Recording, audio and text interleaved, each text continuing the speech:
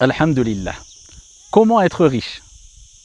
Comment acquérir la richesse matérielle, la richesse financière? Je vais te donner des clés. Wallahi wa Rabbil Kaaba. Si tu les saisis, si tu les comprends, si tu vis avec ces clés, tu les mets en application, tu seras riche, insha'Allah ta'ala.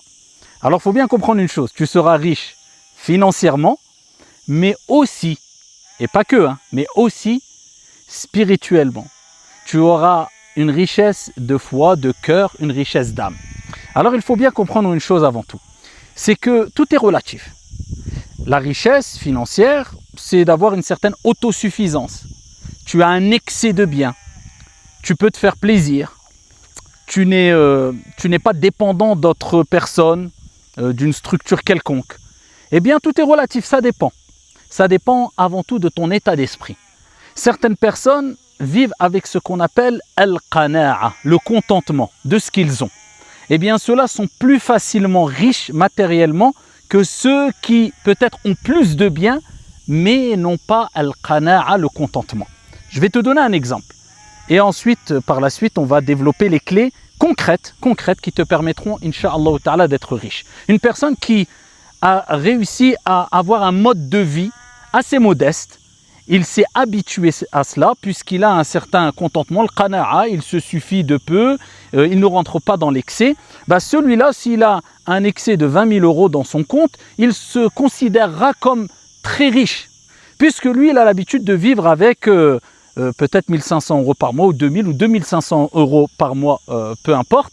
Et cela lui suffit et lui permet de mettre de l'argent toujours de côté chaque mois. Donc, alhamdulillah, avec ces 20 000 euros de côté, il se sent vraiment riche.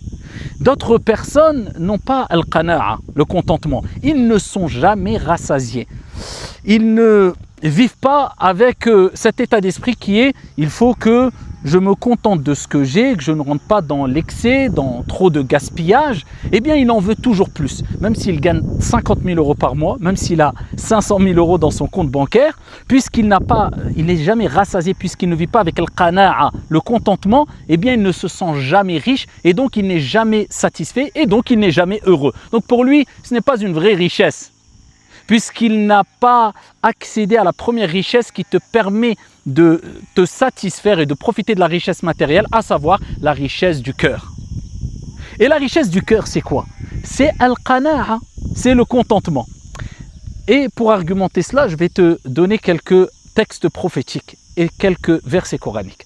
Allah subhanahu wa ta'ala, il nous rappelle ça maintes fois dans le Coran, ainsi que le prophète sallallahu alayhi wa sallam. Prenons l'exemple du hadith authentique où Abu Dhar radiyallahu anhu wa arda, il nous rapporte que le prophète alayhi salatu wa sallam lui a dit: Ya Aba Dhar, atara kathrat al-mal huwa al-ghina? Est-ce que tu vois le fait d'avoir beaucoup d'argent, une grande quantité d'argent comme étant la richesse? Il dit: Na'am ya Rasulallah. Il dit: c'est ça la richesse, avoir beaucoup d'argent. Il dit: et est-ce que tu vois le fait d'avoir peu de biens, peu d'argent comme étant la pauvreté? Il dit: Na'am ya Rasulallah. Il dit: bien sûr, c'est ça la pauvreté, le fait d'avoir peu d'argent. Et il lui dit: Ya Aba Dhar, al-ghina ghina al-qalb, wal-faqru faqru al-qalb. Il lui rappelle que la richesse matérielle et la pauvreté matérielle dépendent de la richesse du cœur et la pauvreté du cœur. Il dit: la richesse, c'est la richesse du cœur et la pauvreté, c'est la pauvreté du cœur. Donc comprends bien, en plus, ensuite on va donner les clés pour être riche matériellement, ne t'inquiète pas.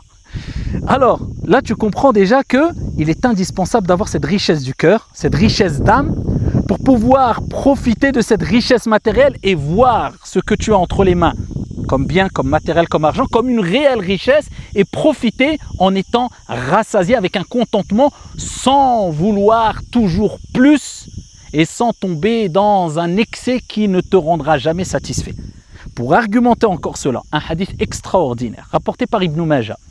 Le prophète sallallahu alayhi wa sallam a dit: celui qui fait de sa vie d'ici-bas son principal objectif, son principal but à atteindre, Allah subhanahu wa ta'ala mettra le désordre dans ses affaires. Il va éparpiller ses affaires. Et on voit des gens aujourd'hui, ils ne savent plus où mettre de la tête. Ça marche bien leur commerce, leur affaire fonctionne très bien, mais il ne sait plus où mettre de la tête et il est perdu, il n'a plus de temps, ni pour lui, ni pour sa famille, a fortiori, encore moins pour la religion. Pourquoi? Parce qu'Allah Azza wa Jalla a dispersé ses affaires. C'est la base pour être riche, c'est de comprendre ce hadith-là. Celui qui fait de cette vie d'ici-bas son principal souci, son principal objectif à atteindre, Allah va mettre du désordre dans ses affaires. Et il ne trouvera devant lui que la pauvreté al-faqr. Tu vas t'épuiser, tu vas te fatiguer, tu vas penser que ça marche, mais devant toi tu ne verras que pauvreté. Pourquoi? Parce que tu en voudras encore plus, donc tu n'es pas satisfait, donc quelque part même si tu as beaucoup d'argent, tu n'es pas riche. Vous comprenez le rapport avec al-qana'a, le contentement? Il faut bien saisir ce sujet-là. Et il ne verra devant lui que la pauvreté et il ne trouvera, il n'acquérera que ce qui lui a été prédestiné dans tous les cas. Dans tous les cas, fatigue-toi ou pas, tu n'auras que ce qui a été prédestiné, écrit pour toi. Ton risque, il est déjà écrit, mais tu dois agir. Bien sûr, comme le prophète alayhi salatu wassalam l'a dit. Et il dit, quant à celui qui fait de son principal souci à l'au-delà, eh bien, Allah réunira ses affaires, Allah arrangera ses affaires, Allah lui facilitera ses affaires. Il sera discipliné, ordonné, ça sera carré. Il donnera du temps à chaque chose, sans excès, et il donnera son droit à chaque chose. Le droit pour lui-même, le droit pour sa famille, le droit pour sa religion, le droit, etc. Allah va réunir ses affaires. Et écoute bien, et Allah va mettre al-qana'a, le contentement dans son cœur. Ah, c'est ce qui nous importe. Ah, vous voyez que la richesse matérielle passe par le contentement du cœur, l'apaisement. Allah va mettre le contentement dans son cœur. Et cette vie d'ici-bas viendra à lui, contrainte, que tu le veuilles ou non. La vie d'ici-bas, c'est elle, ad-dunya, qui va venir à toi. Pas besoin de courir aveuglement, comme un fou furieux, qui ne pense qu'à et qui ne pense jamais à sa religion, en te fatiguant. Non, non, non, non, t'inquiète pas. Tu fais devancer l'au-delà, tu gardes les pieds sur terre, Allah va mettre le qana'a, le contentement dans ton cœur, et cette vie d'ici-bas, elle viendra à toi. Dunya, avec ses biens, viendront à toi. Donc si tu as déjà compris ça, écoute bien, tu as compris la première clé, la principale des clés, car c'est la base. Tu fais de cette dunya une option, et tu ne la mets pas de côté. Sois riche, il n'y a aucun problème. Puisque cette richesse-là, elle ne t'aura pas détourné de ton Seigneur et des actes d'adoration. Puisqu'elle ne sera pas rentrée dans ton cœur à tel point que tu deviennes aveugle. À partir de ce moment-là, tu seras reconnaissant envers ton Seigneur. Et le prophète alayhi salatu wassalam a dit, Allah est satisfait d'un riche. Ah, tu es riche, tu as beaucoup d'argent, tu as des belles voitures, tu as... Ok, mais reconnaissant. Là, tu seras reconnaissant. Puisque cette dunya ne sera pas dans ton cœur à tel point qu'elle te détourne de ton Seigneur, mais elle sera dans tes biens, dans tes poches plutôt, ou même dans ton cœur, mais sans excès. Elle ne te détournera pas de ton Seigneur. Bien au contraire, tu seras reconnaissant en donnant de l'argent, puisque tu auras réussi le test. En donnant aux pauvres, en aidant les gens, en faisant des actes d'adoration à travers ton argent, en rendant heureux les gens, puisque l'argent soit ne fait pas le bonheur, mais contribue au bonheur à partir du moment où tu l'utilises correctement. Donc première des choses, tu veux être riche, passe par la richesse du cœur. La richesse du cœur, c'est le contentement al-qana'a. À ce moment-là, Allah t'accordera les richesses matérielles. Tu fais de ton principal souci l'au-delà, pas la vie d'ici-bas. Deuxième des clés, réveille-toi tôt. Le prophète alayhi salatu wassalam a dit Bourika fi ummati ou li ummati fi bukuriha. Il a été béni pour ma communauté. Ça, c'est les clés, ça, c'est les causes. Il a été béni pour ma communauté, eh bien, la matinée. C'est-à-dire, ce que tu vas faire le matin, eh bien, te permettra d'acquérir une baraka, une bénédiction, que tu n'acquerras pas si tu fais ces activités-là dans l'après-midi, que tu le veuilles ou non. Alors, ne te dis pas, je me lève tard, parce que j'ai le temps l'après-midi, et ce que j'aurais pu faire le matin, je le ferai l'après-midi. Tu n'as pas compris le hadith. La bénédiction, al-baraka, elle est le matin, même si tu as le temps l'après-midi. Si tu veux le baraka, la bénédiction, ce qui te permettra de ressentir, de sentir, de profiter, de voir tes biens comme étant utiles et de profiter de tes biens, eh bien cherche la baraka. La baraka, elle est le matin, lève-toi tôt. Il faut se lever tôt comme le prophète alayhi salatu wassalam a dit. Ça, c'est la deuxième clé. La troisième clé, très importante.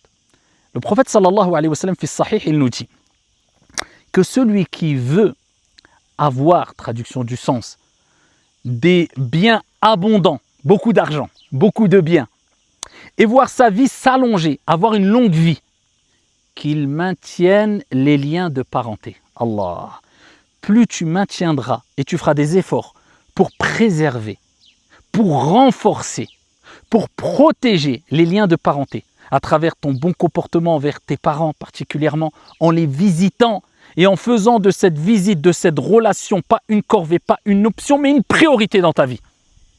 Sois pas ingrat. Tes parents t'ont tout donné. C'est pas pour que aujourd'hui tu dises quand j'ai le temps le week-end, je les appelle. Non, ils font pas la manche tes parents. Hein. Non, ils font pas la manche. Tu leur dois tout à tes parents. Eh bien, en plus de cela, tellement que les parents sont importants et tellement qu'il y a de bénédictions et tellement que tu te rapproches d'Allah subhanahu wa ta'ala en te rapprochant de tes parents, le prophète te rappelle, si tu veux beaucoup de bien et si tu veux une vie longue et heureuse, maintiens les liens de parenté. Quelle est ta relation avec tes parents? Tous les jours tu les appelles? Tu prends soin d'eux? Ne me dis pas oui, je leur envoie un virement de temps en temps, je leur donne de l'argent. Non. Le meilleur cadeau que tu peux donner à tes parents, c'est ta présence avec un sourire et un bon comportement. Continuons. Ça, c'était la troisième clé importante. Quatrième clé. At-tawakkul ala Allah azza wa jal. Place ta confiance en Allah subhanahu wa ta'ala. Et retiens bien cela. At-tawakkul ala al-asbab shirk. Placer sa confiance dans les causes, c'est du shirk. Tarkul asbab dalal. Et délaisser les causes, c'est un égarement. Non. Tu utilises les causes, les moyens, et tu places ta confiance en Allah subhanahu wa ta'ala. Le prophète sallallahu alayhi wa sallam, il dit, si vous placiez votre confiance en Allah subhanahu wa ta'ala comme il se doit, Allah vous accorderait votre subsistance comme il l'accorde à l'oiseau. L'oiseau, il part, il fait les causes. Il part à quel moment il dit le prophète? Le matin. Le ventre vide et il rentre le soir rassasié. Donc place ta confiance en Dieu et ne désespère pas. Sache qu'Allah subhanahu wa ta'ala, il t'accordera ton risque, insha'Allah ta'ala. Tu dois placer ta confiance en le vivant, en le riche, al-ghani subhanahu wa ta'ala. Ça, c'est extrêmement important. Place ta confiance en Allah subhanahu wa ta'ala. Parmi les moyens aussi, c'est d'être honnête. Plus tu seras honnête, et cela montrera que tu es une personne qui place ta confiance en Allah azza wa jal et pas en les causes. Certaines personnes cachent des défauts parce qu'ils placent sa confiance dans les causes. Ils disent oui, mais si je montre ce défaut-là dans ma marchandise, eh bien je ne vendrai pas ma marchandise. Donc tu n'as pas placé ta confiance en Dieu. Tu as placé ta confiance en ta marchandise. Le croyant, il est juste honnête, transparent. Il dit tous les détails. Il mentionne tous les défauts quand il vend et quand il achète. Et il est clément et miséricordieux comme le prophète alayhi salatu wassalam l'a rappelé. Rahimallahu rajulan. Qu'Allah fasse miséricorde à un homme. Samhan idha ba'a, samhan idha ishtara, samhan idha iqtada. Il est indulgent quand il vend, il est indulgent quand il achète et il est indulgent quand il réclame son dû. Et ça, c'est une clé extrêmement importante. Et une dernière clé qui te permettra d'être riche, insha'Allah ta'ala, c'est de t'éloigner des péchés et d'augmenter le repentir et la parole astaghfirullah. Al-istighfar, la demande de pardon à Dieu. Répète beaucoup astaghfirullah. Éloigne-toi des péchés. Quelle est ta relation avec les péchés? Quelle est ta relation avec les bonnes actions? Plus tu te rapprocheras de ton Seigneur avec des bonnes actions, plus Allah subhanahu wa ta'ala t'ouvrira les portes de la richesse du cœur, de l'âme et la richesse matérielle. La preuve en est le verset coranique où Allah subhanahu wa ta'ala il parle de Noé, le prophète Noé, Nuh alayhi salam, qui a dit فَقُلْتُ اسْتَغْفِرُوا رَبَّكُمْ إِنَّهُ كَانَ غَفَّارًا. Et j'ai dit, implorez le pardon de votre Seigneur, c'est lui le grand pardonneur. إِنَّهُ كَانَ غَفَّارًا. Qu'est-ce qu'il se passera à ce moment-là? يُرْسِلِ السَّمَاءَ عَلَيْكُمْ مِدْرَارًا. Il vous accordera des pluies abondantes. وَيُمْدِدُكُمْ بِأَمْوَالٍ وَبَنِينَ. Et il vous accordera beaucoup de biens et beaucoup d'enfants. Une des causes spirituelles, une des causes religieuses pour qu'Allah accroît tes biens et t'accorde beaucoup d'enfants en bonne santé, insha'Allah ta'ala, l'augmentation de Astaghfirullah. Avec la langue, mais aussi et surtout avec le cœur. Demandez beaucoup pardon à Allah subhanahu wa ta'ala. Et de plus, le prophète nous a rappelé que c'est une cause de la dissipation des soucis et des tristesses. Répète beaucoup Astaghfirullah, Astaghfirullah, Astaghfirullah. Voici des clés. Si tu vis avec, tu les comprends, tu les saisis, tu les mets en application, Wallahi wa Rabbil Kaaba, tu seras riche de cœur et riche matériellement. Qu'Allah nous bénisse, qu'Allah nous protège et qu'Allah vous accorde réussite ici-bas et dans le delà. Assalamu alaikum.